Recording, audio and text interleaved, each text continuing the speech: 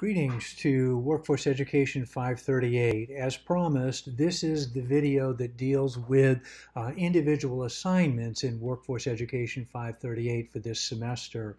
Two things that I want to talk with you about. I think it's critically important to show you the text that is going to be important for you to use. This is the APA 6th edition writing manual. This is the actual publication manual of the American Psychological Association. It's the 6th edition, and it's the manual that will provide you with an overview, an outline, a format, and a framework for manuscript and paper submission and development, leading to formatting, leading to structure, leading to headings and subheadings, working with citations, and also working with references as direct sources for primary research sources in your papers. Other thing that I want to point to, and this is the Canvas website for Workforce Education 538, and that is the requirements associated with the assignments. One of the things that's going to be absolutely essential is that you understand that we use Turnitin as the vehicle to submit papers. This is an academic integrity tool that is designed to look at issues of plagiarism with students' papers. So please make sure in the APA manual that you understand the issues of plagiarism, the fact that you cannot take others' ideas, thoughts, or even written word and call them your own unless you paraphrase them and provide a citation, or if you're quoting directly, you need to be doing so such that you have direct quotations and following the APA format for that.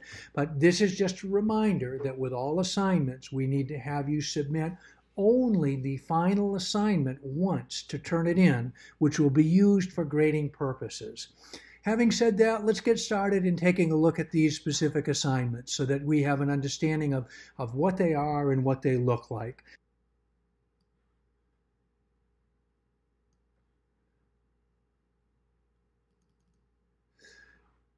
Okay, assignment.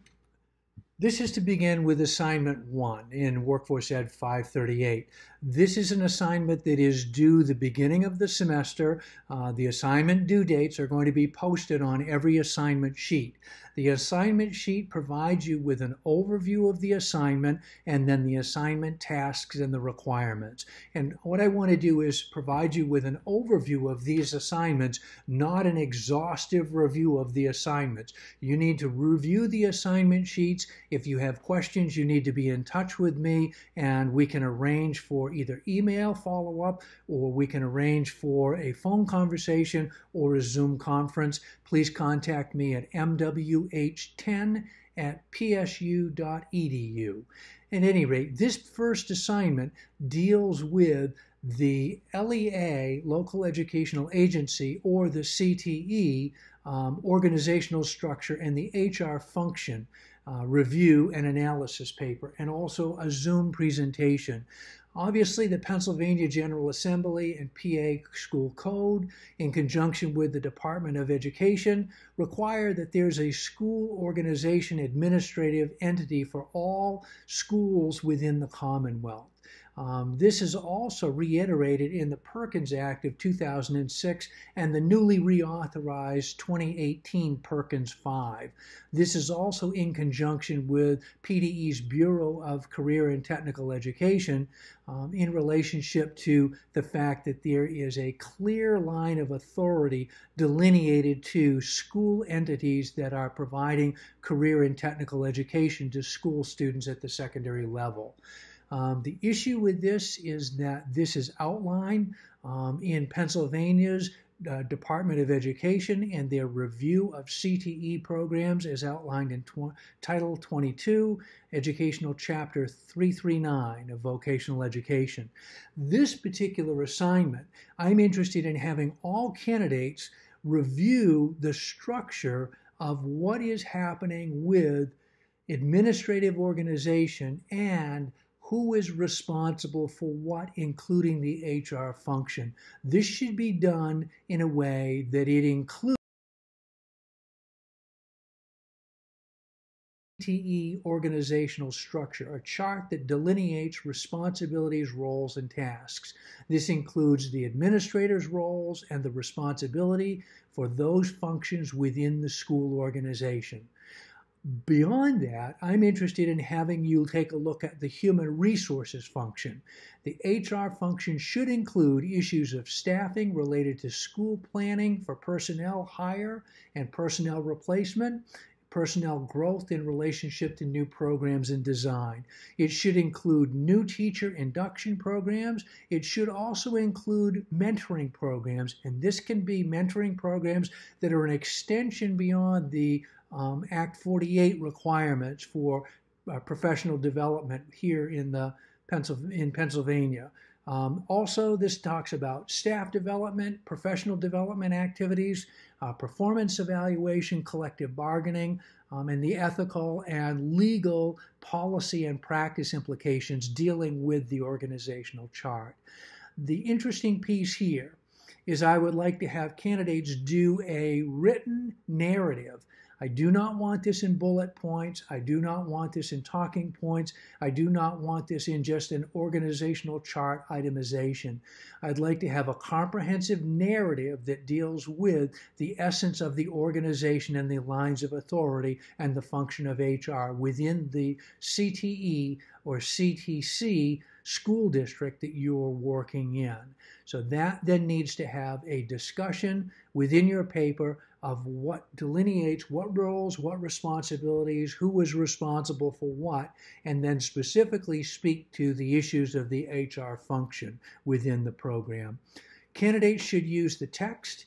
You should also use the professional standards for educational leadership and the PDE framework for leadership standards for CTE administrators to support the kinds of administrative activities, the administrative function, and the administrative role that you've found and you've explored and you've articulated. The key with this is please give me what you have and then fill in the gaps in relationship to what is not there and what you anticipate is needed.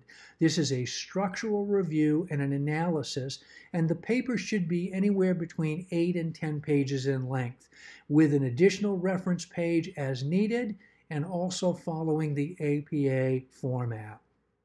This is a structured review, and it is due the due date that is listed unless you work with me prior to the due date and ask for an extension. And again, need to reiterate that extensions are only going to be given where there are extenuating circumstances that meet the university's guidelines. And also, as stated before in the class syllabus, if assignments are late, they will be penalized according to the syllabus. This is the scoring rubric that is aligned with this program assignment for Workforce Ed 538. And I would encourage you to please review this and see how you earn points on this particular assignment. This is kind of an overview, as I said, for assignment number 1, which is the LEA CTC Organizational Structure and HR Function Review and Analysis paper. Candidates also will present their paper and their findings during class. From there, we move on to assignment number 2. And assignment number 2 deals with hiring policy and hiring practices. And again, it will take me just a moment to open this so that folks can see it. Also, it's an overview, and so this does not go into significant detail. It hits the highlights in relationship to this assignment.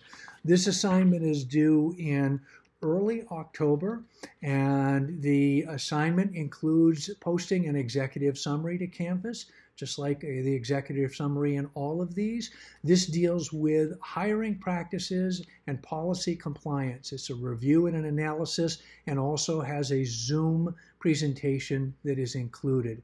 Candidates are to review the staffing needs, the hiring practices, and the policies in their CTE setting. This includes the HR function of determining staffing needs with HR plans to project retirements, to project replacements, to project reassignments, and to project staff attrition and/or staff resignations. This includes all personnel administration dealing with staffing patterns and hiring, replacing, and making sure that there's full staffing for all program services that are available within the CTE or the CEC. This includes administrative roles, this includes faculty and teaching roles, and this includes classified staff positions within the organization.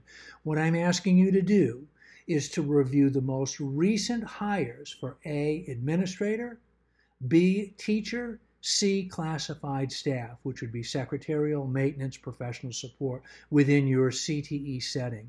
Candidates are to work with their director and also their HRD manager to discuss the review of hiring processes, hiring practices. How are candidates solicited? How are jobs advertised? How are interviews scheduled? How are candidates selected? How is the process of induction? All of those things fall in line. These need to also include in your review the statutory framework of PA codes, of PDE guidance documents, and also your school setting staffing and hiring policy and procedures, along with any other state mandated or federal mandated regulations as appropriate. I've listed some statutory policies here that should be used and reviewed, and the actual assignment tasks for assignment number 2 in Workforce Ed 538 include a review and a description of these hiring policies and practices. Please review and have at least one job description and advertisement announcement associated with a recent hire for each of the 3 personnel areas: administrative, instructor teaching, classified personnel. The reviews should include, but they aren't limited to, they can be more extensive than just the job description and the requirements, credentials, and responsibility, the staffing needs, projected and/or plans, recruitment, advertisement of the position and the announcement, application process and the review of the application process, the selection for candidates to interview, the selection for candidates to be offered the position, the assignment and the placement of the new hire, and then the HR function in the hiring process. This includes legal, ethical, and best practices with HRD compliance. What I'm interested in is that as you review the hiring policies and practices and the compliance issues, this is written in a narrative format. This is not written as bullet points. This is not listed as an HR policy itemization or listing. This is a comprehensive narrative of the issues that are occurring within your CTE setting. This should be discussed with your CTE director and or your HR manager associated with these activities. The assignment needs to be a review of all of these areas. It needs to include administrative, teaching, instruction, and classified staff. It also needs to make sure that there is a position description, and in doing so, please make sure that no candidate or applicant personal information, background information is included. This is an overview of how these jobs were advertised and the process that occurred in selection and actually induction around these issues. The other thing that I think is important is that in your review, item number 4 takes a look at, are there any areas of need as identified in your review, in your analysis? Please be specific, providing a clear rationale with the need within your school organization, and then develop a specific recommendation or recommendations to address this that could be used in HRD principles. The specifics for recommendations must include what's the specific HR hiring process or practice that you've identified that potentially needs improvement. It may be your selection criteria. Your selection criteria needs to be more specific. It needs to follow a structure. It needs to have a rating scale. It needs to have a reporting out. It needs to have a voting sequence, and it needs to have a consensus in order to move forward with the hiring process. It could be any other area that you see as a need identified as an area for improvement in your review. In this particular case, then you need to take a look at the HR function and provide a specific series of recommendations in application. The recommendations should include specific methods or means to improve the process. HR goals and the anticipated outcome, and then are there any statutory rules, acts, guidance elements, regulations that you would align with this so that best practices are perceived. Also in this, you need to write a concluding summary statement. This should address how this practice can support best practices in personnel and HR services in connection with key concepts for this course. It also should include a linkage back with the associated appropriate PDE framework or PIL framework for CTE directors, and then the standards that are associated with the national leaders standards as well. Which ones are important? This compliance review should be anywhere between 12 and 15 pages with an additional reference page as needed for this particular assignment. Again, following the issues of assignments are due on due dates unless there are extenuating circumstances that would require an extension, and late assignments will be penalized. This is the scoring rubric that is associated with this particular assignment, and the importance is making sure that you have read the assignment sheet, understand what you are doing, and then understand how you earn the points in relationship to assignment number 2. Moving on to assignment number 3. It's going to be important that we take a look at assignment number 3. Same game plan. Basically, let me move this out and make this more readable and user-friendly. Again, an overview of this particular information. Assignment number 3 is due at the end of October. In this particular assignment, you are going to take a look at the induction and the mentoring program associated with staff and professional development. This links back to staff evaluation. It links back to teacher evaluation in relationship to how we work with new people in schools. The background information here speaks to obviously Carl D. Perkins and the reauthorization of 2018 framed CTE school improvement efforts. Federal legislation under ESSA, and also the Pennsylvania Department of Education requires school improvement plans. Professional development, school improvement efforts are linked actively to PA Act 82, which is educator effectiveness. This also ties back specifically to information that comes from our textbook, and that's delineated here in this particular assignment with a context clue for you.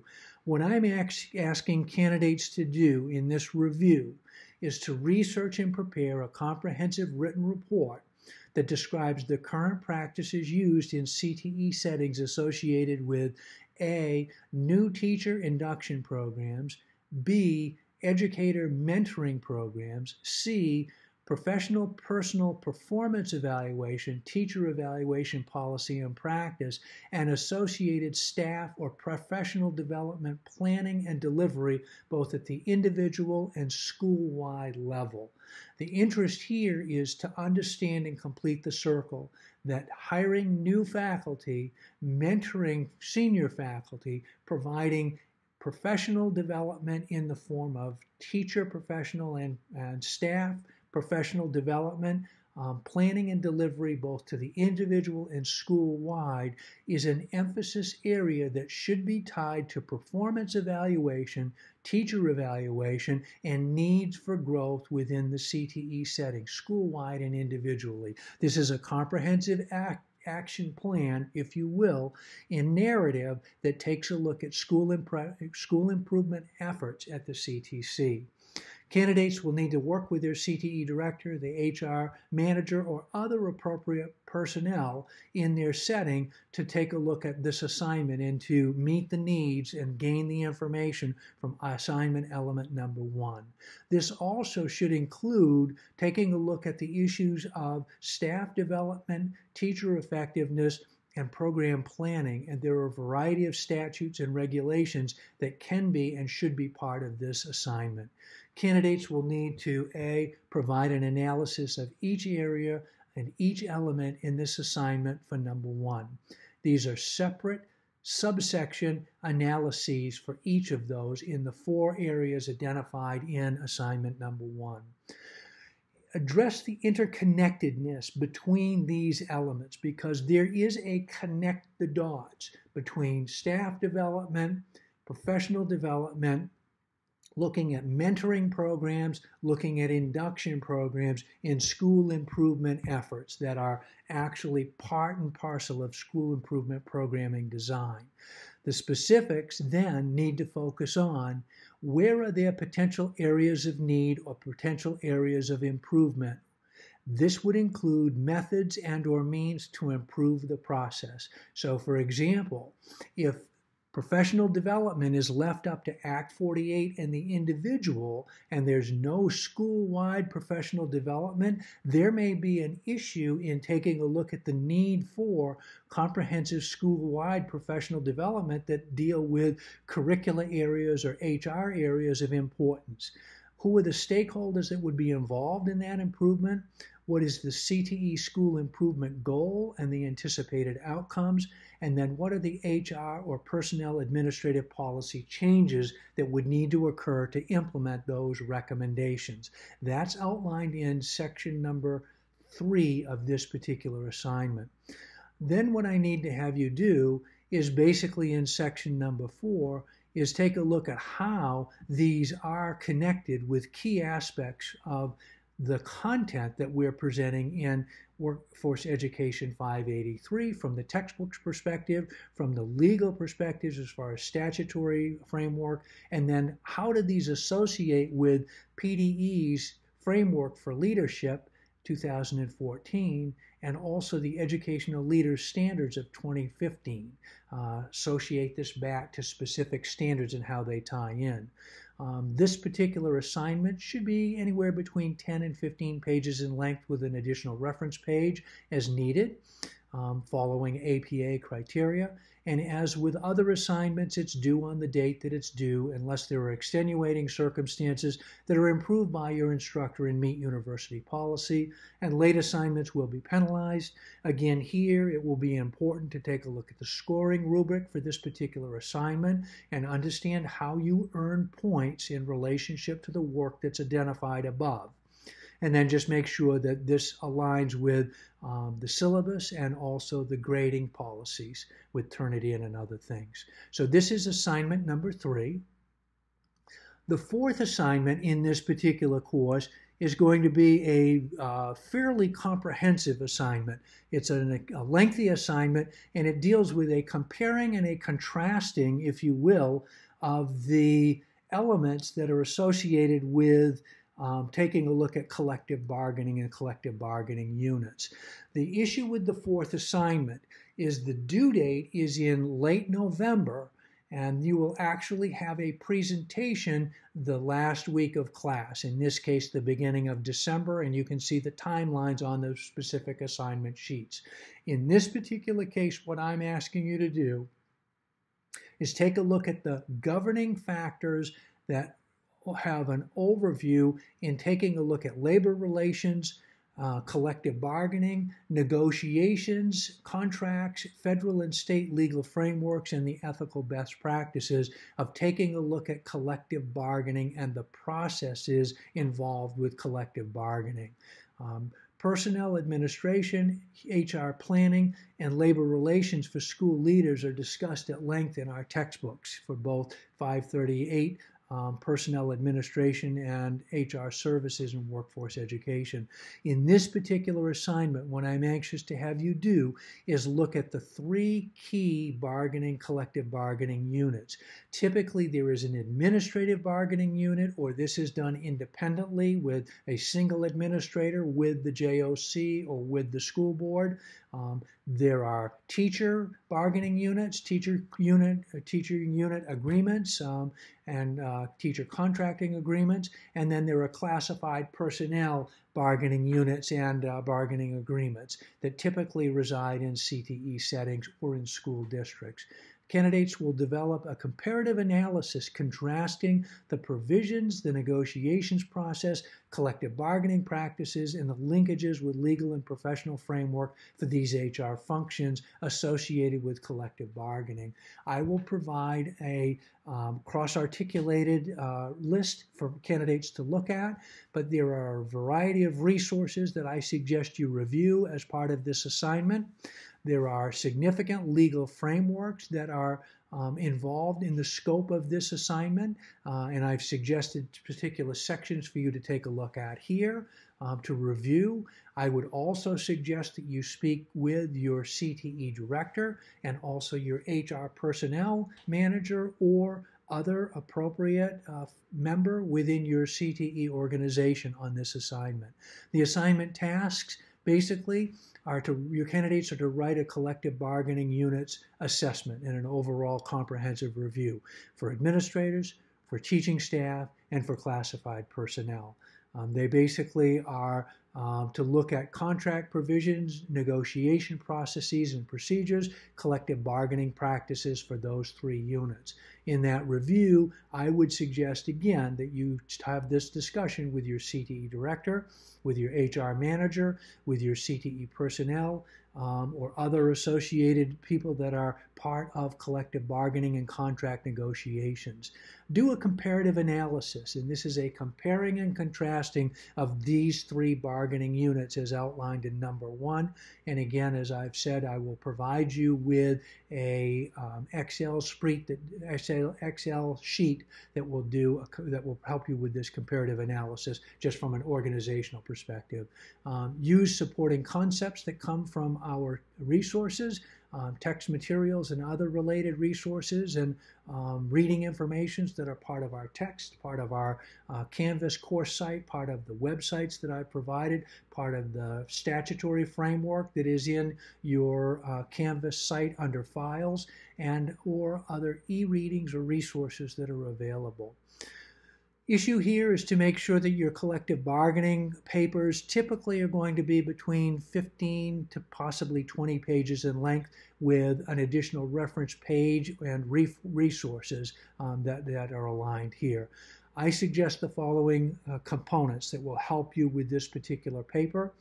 Actual product is well developed and comprehensive, looking at these units. It will provide an overview of class materials. It will cross-articulate with the textbooks that we have used in the course and also the PDE PIL Framework for Leadership 2014 and the Professional Standards for Educational Leaders 2015 document on educational leadership standards. Present a paper and also a PowerPoint that discusses this information, and then the PowerPoints will be posted to Canvas for class members to review. In taking a look at the paper, 100 points, introduction, background, setting, collective bargaining unit should be the beginning, identifying the process used to do the research and investigate this information, a synthesis of the statutory and PDE frameworks for this assignment, a summary of the collective bargaining units to include that for administrators, that for teachers, that for classified personnel. This would be to take a look also at each one of these areas where they are taking a look at contract provisions, negotiation processes, collective bargaining practices, linkages with legal and professional best practices, and then taking a look at administrative personnel linkages.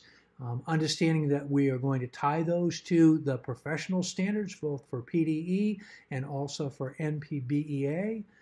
Have a conclusion section on how your findings will impact your view of personnel administration and HR resource services within CTE. Candidates should also make sure that they're able to apply these skills in their quest for administrative leadership in workforce education, and then accurately reflect all APA writing conventions with the APA publication manual. The presentation should be a comprehensive overview of PowerPoints associated with the background from the text, the findings that you had, the comparative analysis, and then the support design with personnel and HR function within CTE leadership. be prepared to enter into an active discussion Q&A with class members on this assignment. Collective bargaining, again, 15 to 20 pages. This is also following APA writing conventions with an additional page or two as needed for appropriate reference listing. Collective bargaining papers are due when the due date is listed in this thing, unless there are extenuating circumstances that are approved by your instructor prior to the assignment due date, and then late assignments are penalized. And then please look at the scoring rubric for the 100 points related to the actual paper and the writing process pieces, and then also the 50 points that are assigned for the PowerPoint presentation that are due with assignment number 4. Those include the major assignments in this particular course. There is one other set of assignments that are due that are going to be important in this particular class, and it will take me just a moment to take a look at this. I want to pull this up and use the actual materials here to show you the coursework. And the materials here to show the coursework are pretty straightforward. I'm asking you to do discussion board posts that will be posted on Canvas, and there are 4 specific discussion board posts with prompts that are 25 points each. The intention of this particular discussion point series in assignment number 5 is to provide candidates with an opportunity to interact with one another and to explain and explore their information around these specific prompts that are provided. These discussion prompts should be no more than 2 pages in length. They are to be provided and posted on Canvas. They are due when the due date occurs. They are individual assignments that are written in APA 6th edition format. Again, late assignments are basically those that are going to be associated with this, and the discussion prompts do need to be turned in to turn it in, and there is the actual work that is associated with the discussion prompt information. There are 4 discussion prompts, and again, I want to just hit the highlights with these. In each discussion prompt, what you will have is background information that will talk about the prompt. It will then ask you specifically to respond to what are the critical elements and the lines of authority that are associated with your CTE, CTC organizational structure, that organizational administrative chart. And how do these relate to the HR function and services? Need to provide this along with information and discuss how that works in your particular CTE center as a 2-page analysis. Then that's the prompt that's posted. And then the second part of the assignment is for your consideration. Do you see that there are significant aspects of CTE organizational structure at the local level regarding personnel services and the HR function in workforce education, and why? And then why is this information and this structure important for personnel administration and HR in CTE settings, and provide specific examples. In the second part of these assessments, what you do is you post your information and then you enter into a discussion around some of these points to consider, and you post those in relationship to others' discussion posts. This is the first one, and the first one basically deals with the issues of CTE organizational structure and flow chart specifically. The second post deals with statutory framework and personnel services. And again, what I do here is there's a due date, 25 points, I provide you with some information, and then I basically ask which do you think are the most important of the acts or of the particular elements or the particular titles that we function under in relationship to CTE administration as it relates to school personnel. There are a variety of different acts that are out there. This is affording you the opportunity to look at those various acts, and they can be voluminous. There are several of them. And then in your opinion, which ones do you think is the most important and why? And then from that perspective, you identify the one that you think is the most important, and then in no more than 2 pages, you discuss why you think it's important, and you would post that to Canvas. You'd also submit that to Turnitin, and then in the exchange that happens amongst class members, the discussion points for consideration for engagement deal with why is this important in relationship to statutory framework, policy consideration, and best practices, and then what are the essential needs to know would guide that series of exchange and discussion. The third post deals with strikes, grievances, and arbitrations, and then particularly the background in legal and ethical best practices. And again, the textbooks provide us with significant background and significant information on how grievances and strikes and arbitration is handled in public schools in the state of Pennsylvania, and then what are the ethical best practices. From here, what I'm asking you to do is use the textbook, use the statutory and legal frameworks to identify the essential needs to know around grievances, around strikes, around arbitration agreements that are need to know. Again, this is posted to Canvas, shouldn't be more than 2 pages. It's posted to Turnitin, and there are some discussion elements for engagement. This is the interaction on the discussion board between class members, basically the statutory framework, legal best practices, and then the leadership and management skills that are associated with that. Concerning strikes, concerning grievances, and concerning arbitration. These can be very challenging and very stressful experiences for the school administrator, particularly in workforce education and development. So what are the important needs to know, and then the frameworks that support that, and then what are potentially best practices that can support school personnel in CTE settings. And again, here an opportunity to turn this in, to Turnitin. Also post this on the Canvas site, and then become engaged in interaction with class members on that third discussion post, which is due the end of October. The fourth discussion post is the one that's due at the end of the semester. And the fourth discussion post doesn't necessarily have an interaction component. It certainly can. But my interest here is to have you do a reflection and take a look at personnel administration in practice. And what I do is I provide you with some information, some background that kind of highlights the course, and I ask you 2 key questions, and I'm providing you with the opportunity to review and respond in no more than 4 pages in length. So you have a little bit more writing room here. I welcome interaction amongst class members on this, but I'm really interested in having you do a distillation of reflective analysis in how this particular course and this particular information is going to help you in relationship to your work in personnel administration and HR services as a CTE administrator. Are the assignments that make up the core course content in Workforce Education 538. Assignments 1, 2, 3, and 4 are comprehensive major assignments. Assignment number 5 is a series of 4 discussion board posts as outlined in the discussion board prompts. This information is found on the Canvas website. It's found in the files folder, which deals with assignments. It's also found under the assignments tab on the Canvas website, and it's also found in relationship to each of the individual modules that align with the Workforce Ed 538 schedule and associated assignments and timelines when they are due, found on the course syllabus.